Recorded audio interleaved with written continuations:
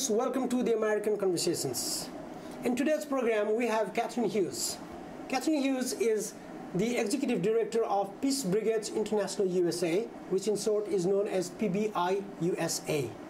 She has more than 2 decades of experience in peace building and conflict resolution issue, an MA in International Development and Peace Studies from American University, and graduate from Georgetown University. Ms. Hughes does not only contemplate, but strongly believes that peace and human rights are possible only through nonviolent means. Dear audience, let's welcome today's guest, Ms. Hughes. Ms. Hughes, welcome to the American Conversations. Thank you very much. Glad to be here. Thank you.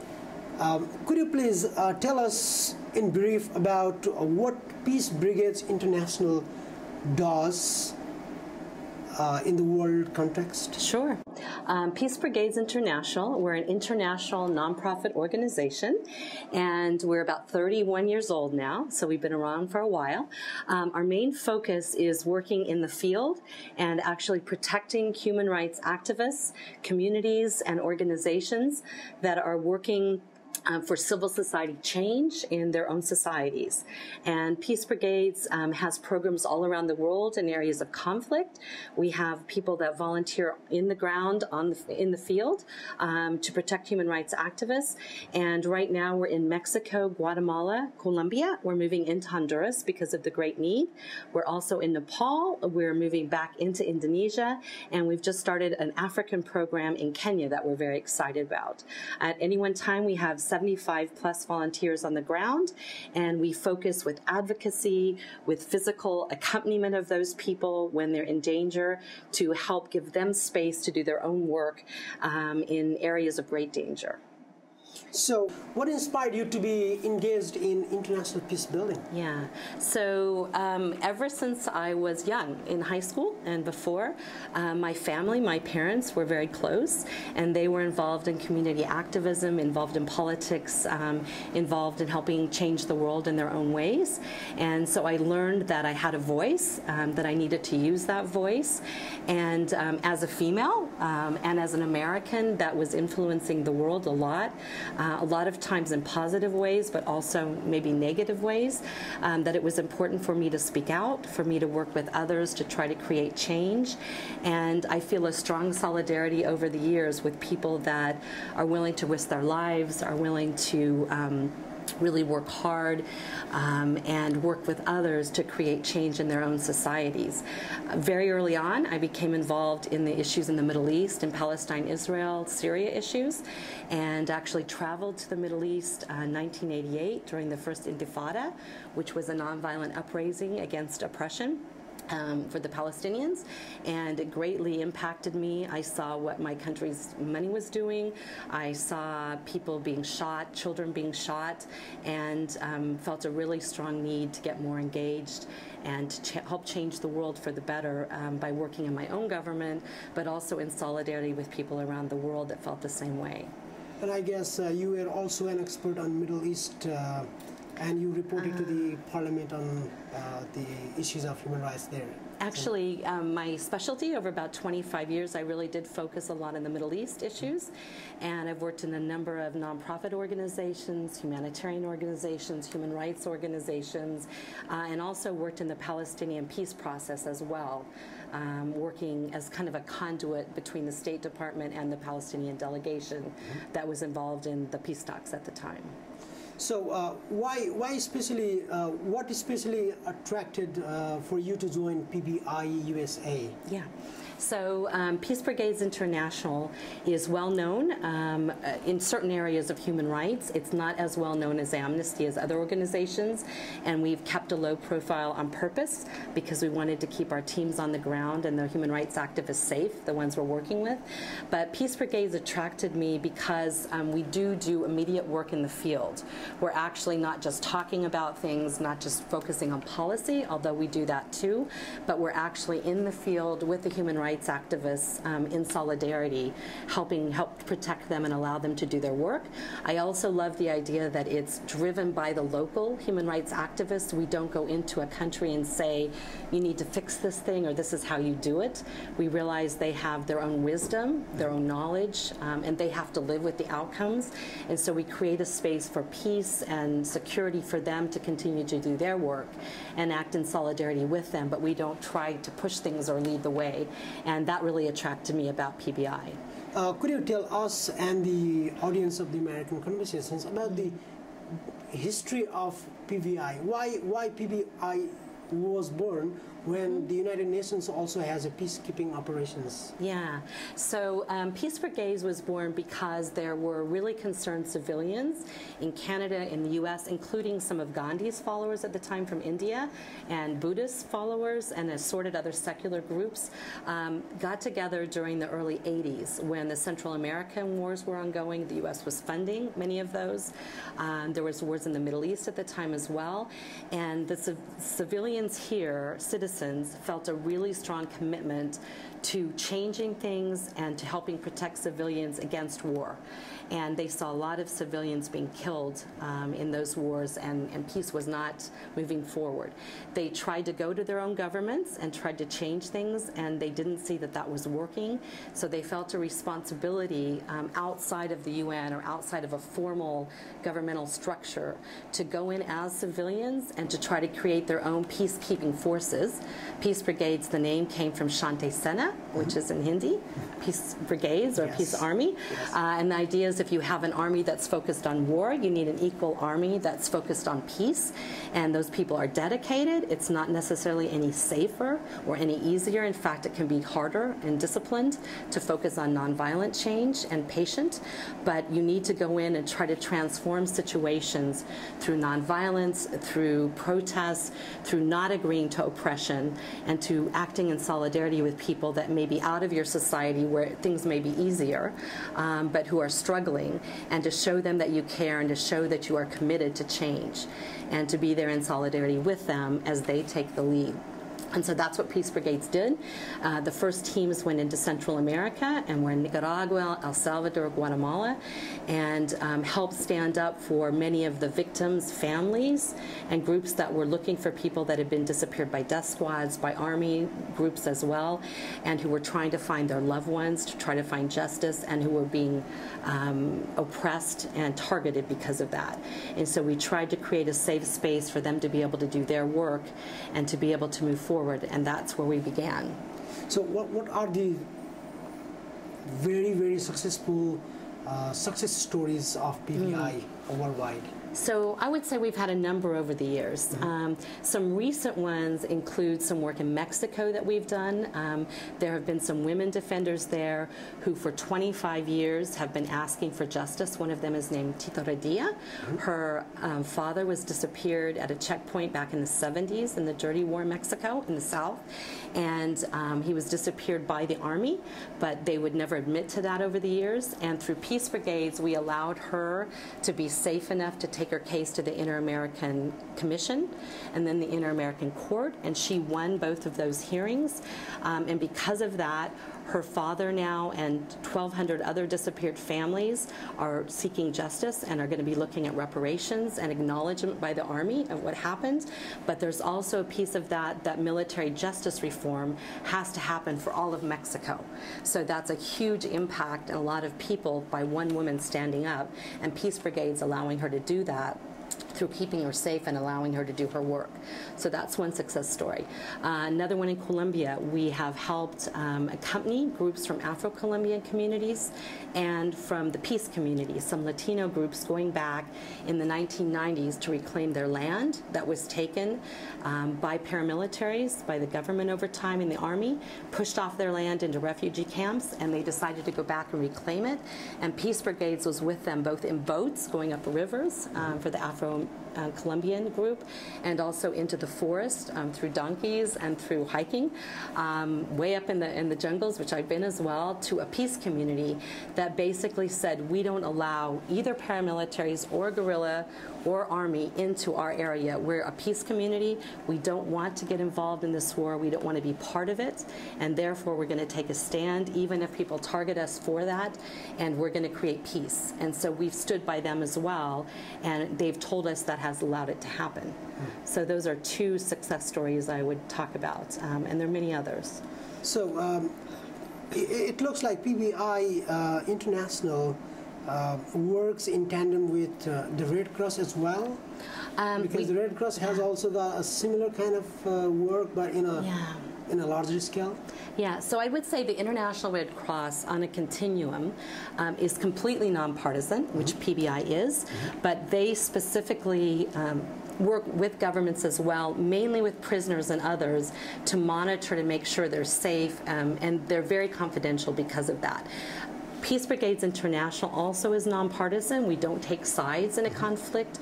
We have relationships with everyone, so government actors, state actors, NGOs, human rights activists, and others. But we stand very strongly for human rights, and we also advocate on behalf of the issues for the human rights activists. We help bring them for speaking tours around Europe, around North America, and many other areas, and we help get their word out and their voice out on their issues, on what they're concerned about, on if they're in danger, on what their countries are doing, and to help them create their own peace. So I would say we are not, we're not in activism with them. We do create a firewall, and we do create a nonpartisan space where we can act as international observers and be allowed in the country so that we can provide safety for them. But we are much more actively supporting human rights and engaged with special rapporteurs at the United Nations, with observation, with monitoring, with writing, with reporting about what's happening, and with helping the human rights activists get their own stories and words out than the Red Cross would be. So I think we play very important roles, but they're different roles. But in a different way. Okay. So what made PBI to go to Nepal in 2006, and why not earlier when the armed conflict was on the rise or in its climax, I would say? And actually, as I said, to go to a country and to begin work, we have to be petitioned by internal people.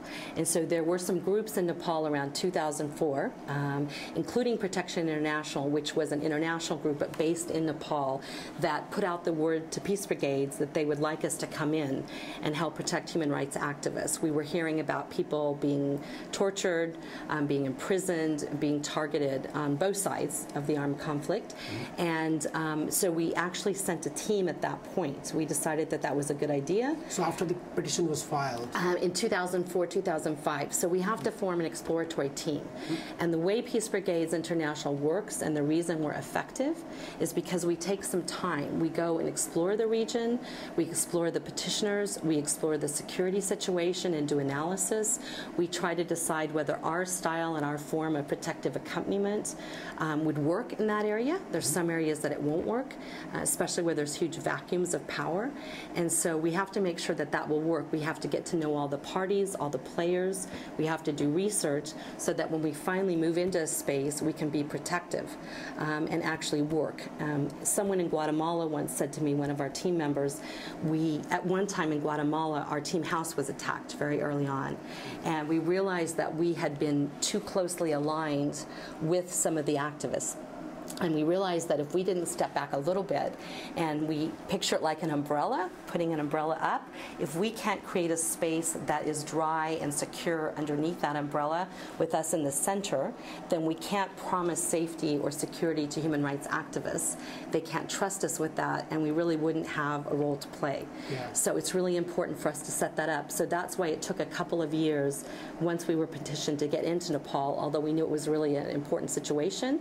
And people like Jitman Basnet, who is a human rights activist that we defended there starting in 2007, and others had been very badly either tortured or persecuted, and we would have loved to have been there to help them at that time, but we had to go through our process to get in and to make it work on the ground before we could move in. So you mean to say that it's basically because the Nepali people or the representative or the NGOs petitioned later in 2004. That's why you didn't go. They petitioned in the late 2004, so we knew there was the need.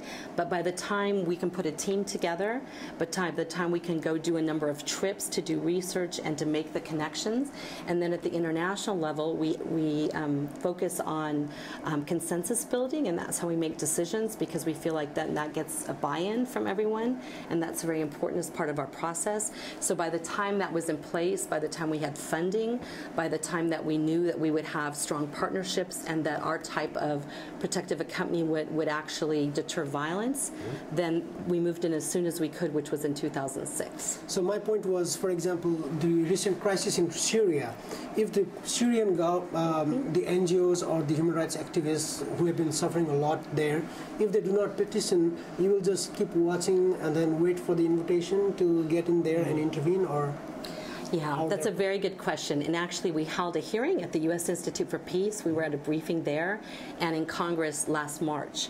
And because Syria is a hot issue, a lot of questions were asked around Syria.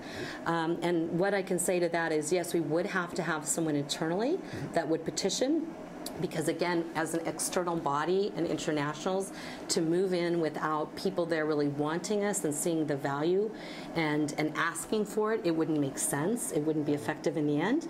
But I think that we are looking at ways to do more rapid response teams, which would be appropriate in Bahrain or Syria or Egypt or other places that we've seen.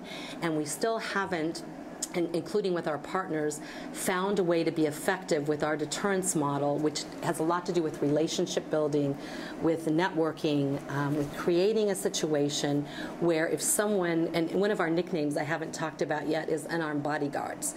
So you can picture, we have shirts on with the logos that say PBI.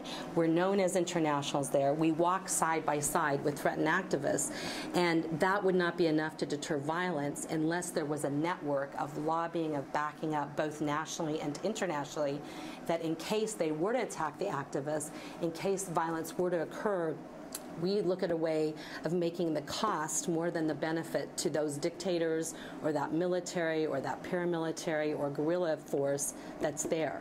And so it takes a long time to figure out an analysis and a security situation and a deterrence model that will work. We need to know what those issues are.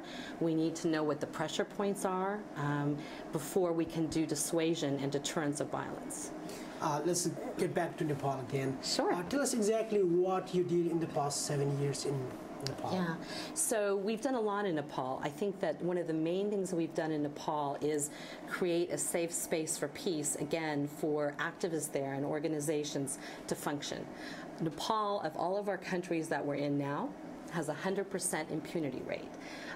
Other countries like Colombia have 97%. Guatemala has 96%, right?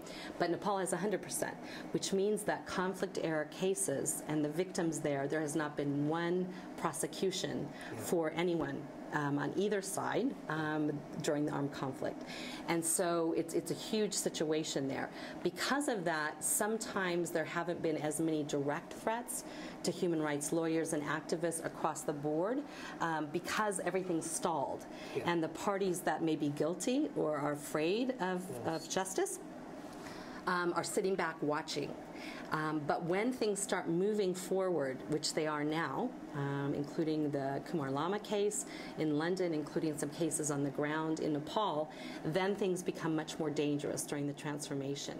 So in the lead up, we've helped create a space for peace as Nepal has started its peace process, as they've had an elected government finally come in, a constitutional assembly, which we know at this point has not worked.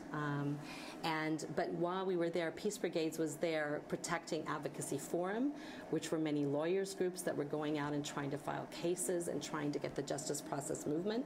We've been working with victims groups who also were afraid of being witnesses and going forward. We've worked with groups like LAFR with Jitman Baznet, who also was trying to move cases forward and filing them at the international level.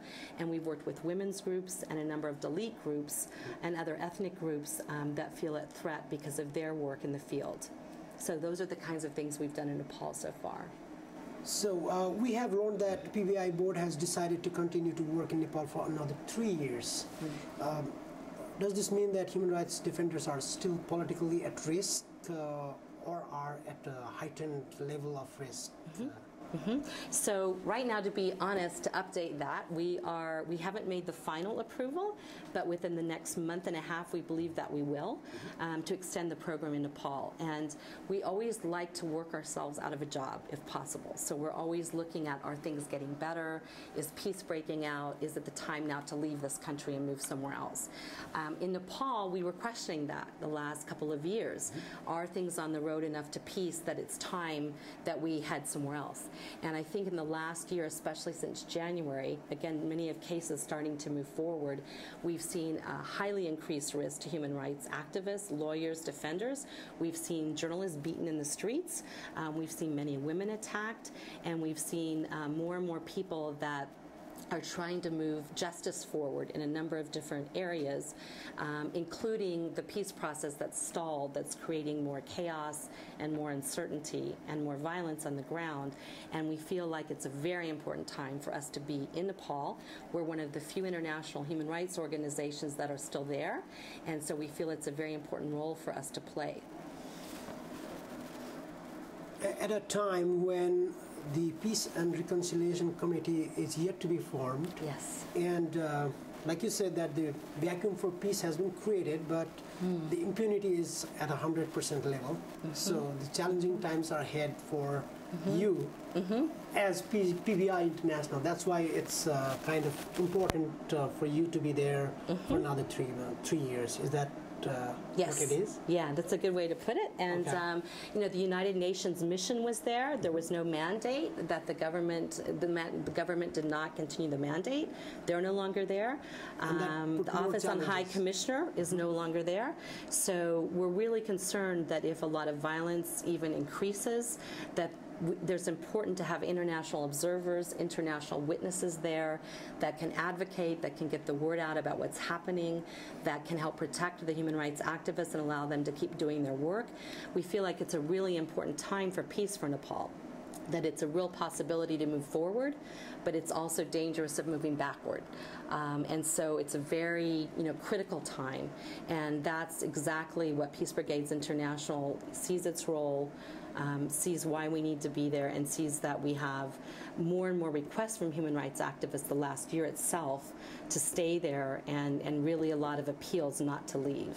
So how many people have you helped with the peace and the human rights situation? For example, Jitman Bisnet you have been talking about. So how many people like Jitman Bisnet have been benefiting from PBI International's work in Nepal? So again, there's many. So Advocacy Forum is one of our major partners, and they have tens of lawyers that go out in the field. So their executive director, Mandira Sharma, is one person we've worked with directly, but then they have many lawyers in the field that we go to prison visits, to help them go to meetings, to help them get to checkpoints, anywhere that they feel they might be at risk. And having international there is important. And so we've supported them. We've supported WARC, which is a women's group that's part of the Women's International Coalition. Many Dalit groups we've worked with. We've been in contact with a lot in the South as well.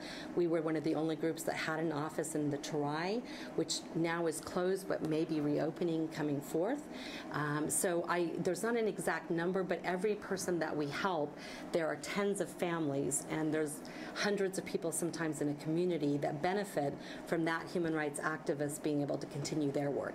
And I would say that all of Nepal benefits by some of these major cases at the international level, trying to move justice forward, because we really don't believe that you can have reconciliation and peace without first looking at justice. That's key, and that would be for the whole country. How do the unarmed brigades, which you would like to be called as unarmed brigades, as Peace Brigades Internationals, so how would they be able to help these human rights workers, women rights workers, and the other unprivileged mass of people when they themselves might be at risk? Are there instances that unarmed brigades have been attacked in somewhere in the field? In anywhere in the world or in Nepal? In both. Yeah, there have been instances around the world.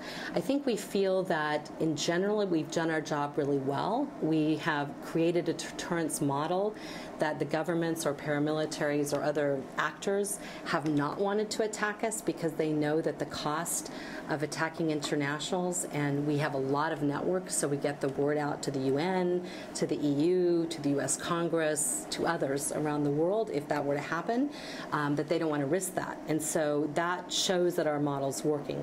There have been times where there's a time in Indonesia or Sri Lanka where we've actually had some of the PBI people imprisoned with an activist who was thrown into prison. And actually the two volunteers, we usually work in teams that were with that person, refused to leave.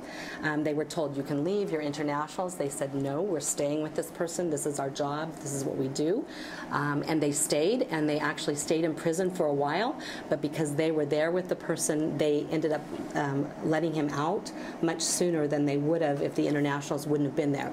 He may have been stuck for a long time. So that's one example. In Guatemala, back in the 80s, I mentioned earlier, we actually had, we've never lost a volunteer, so let me say that up front.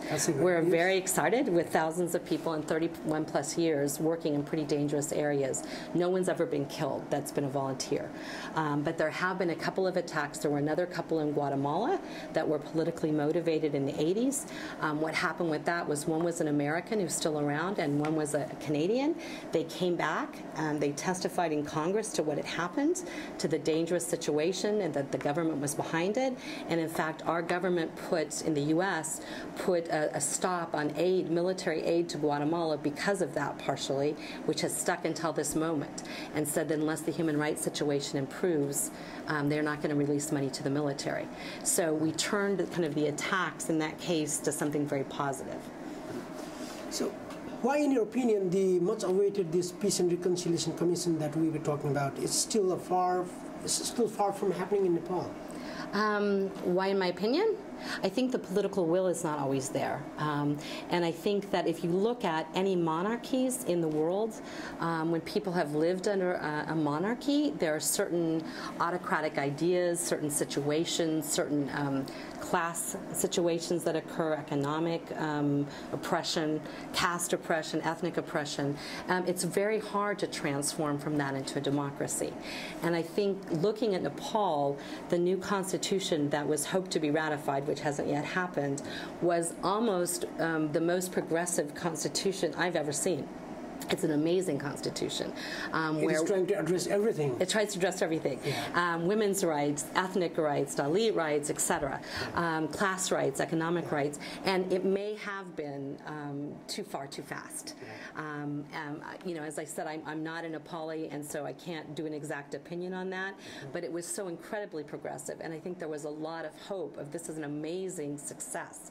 And they've come together at the end of the struggle, and they're moving forward together. But I think that, you know, political will needs to be there, that institution building needs to take place.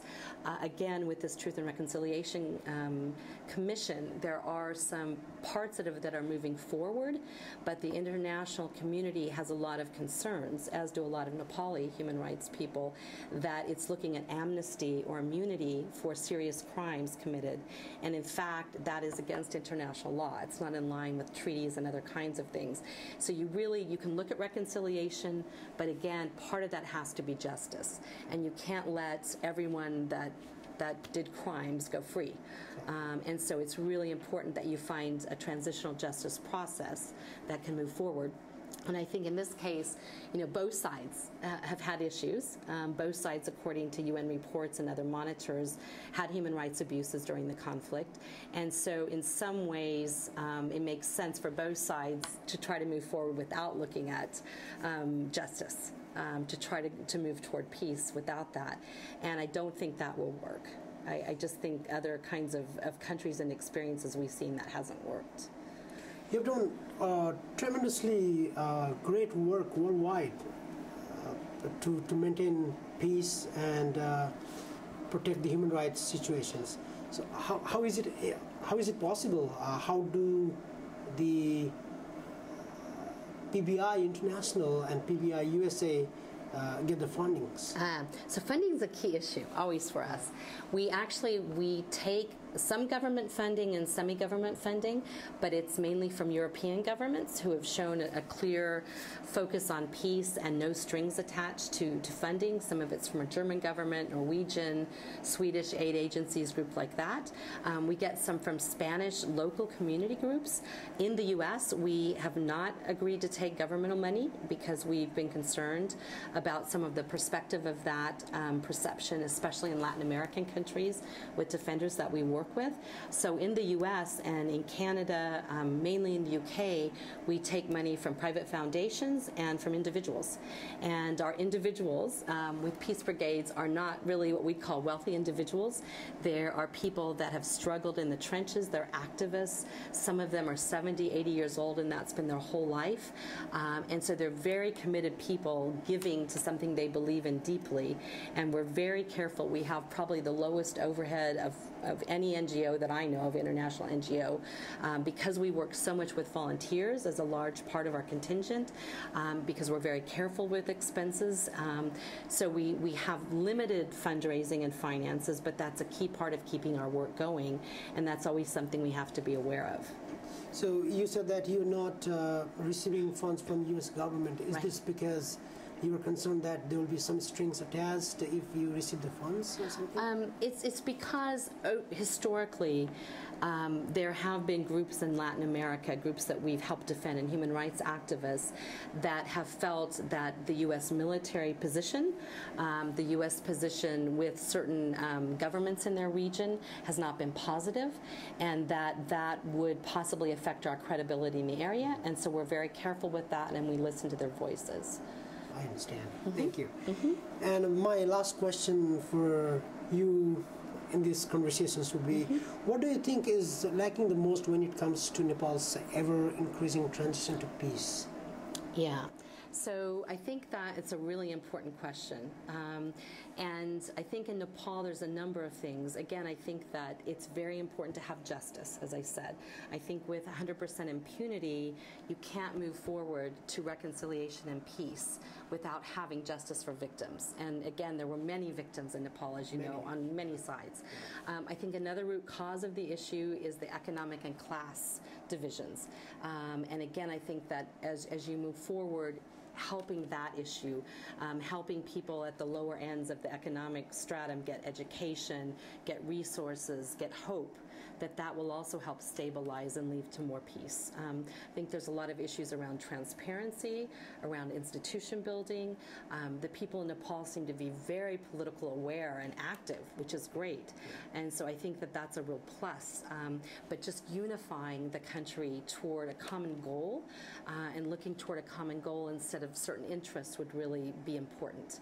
So I think that would be what I would see as really important. And in the end, reconciliation, people being able to forgive, people being able to apologize for the things they've done, and that I think also would help people come together as long as there's justice included in that. Thank you so much for attending the American Conversations. We'd like to wish you and I wish you the best of the luck. Thank you so much. And by the way, before we wrap up, have you visited Nepal?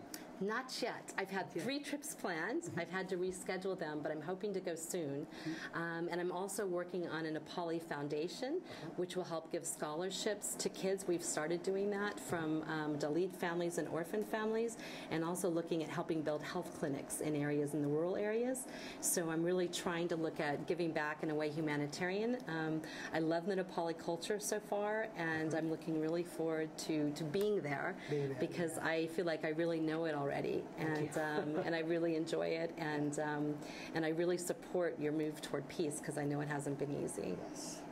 Thank you so much again. Thank you. Thanks. Yeah, thank you very much. With all this, we would like to wrap up today's American Conversations. Namaste.